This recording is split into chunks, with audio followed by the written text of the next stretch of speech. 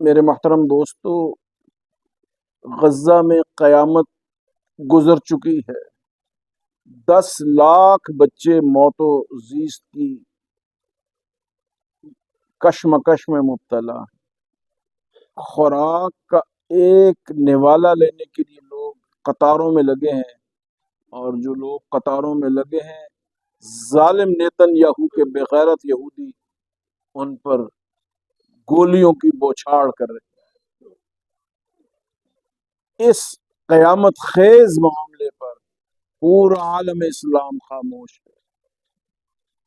حضرت مولانا محمد احمد الدیانوی صاحب اور مولانا عبدالاقصانی صاحب سے ہم نے بات کی، لیاقت بلوچ صاحب سے بھی کہا کہ آپ آئیے اتوار کو ظہر کے وقت شیراں میں، ہم اور کچھ نہیں تو صدائے احتجاج تو بلند کر سکتے ہیں اس ظلم و بربریت پہ۔